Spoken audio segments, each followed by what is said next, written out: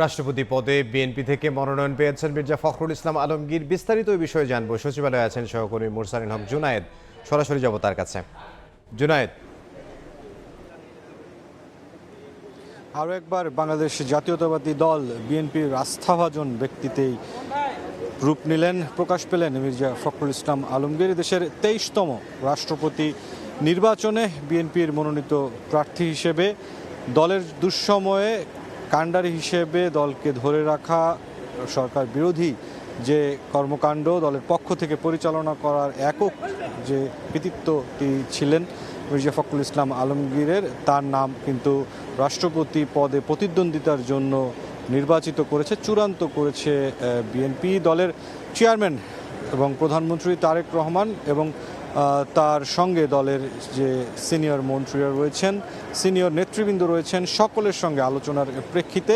দুপুরে 1টা নাগাদ দলের সিনিয়র যুগ্ম মহাসচিব রুহুল কবির রিজভী আনুষ্ঠানিকভাবে প্রতিদ্বন্দ্বী প্রার্থী হিসেবে মির্জা ফখরুল ইসলাম আলমগীরের নাম ঘোষণা করেছেন এবং একই সঙ্গে যে বিষয়টি জানিয়েছেন যে দলের যে পদগুলো রয়েছে লম্বা সময় ধরে, দীর্ঘ সময় ধরে যে মহাসচিব হিসেবে যে দায়িত্ব পালন করেছেন মির্জা ফখরুল ইসলাম আলমগীর, সেই মহাসচিব পদ এবং দলের সদস্য পদ উভয়টি তিনি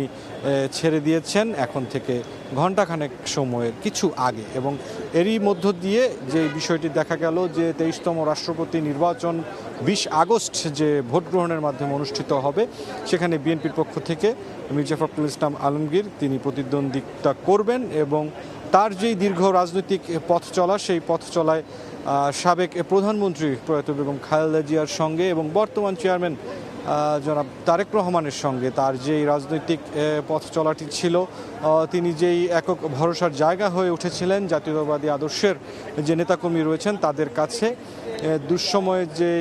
দলের হাল ধরে রেখেছিলেন, নানামুখী ষড়যন্ত্র মোকাবেলা করেছেন, জেল মামলা সবভাবেই তিনি নির্যাতিত নিপীড়ন সহ্য করেও বিএনপির যে রাজনীতি দেশে এখন পর্যন্ত একটি ফ্যাসিবাদী আমলের যেই সময় যে অত্যাচার, নির্যাতন,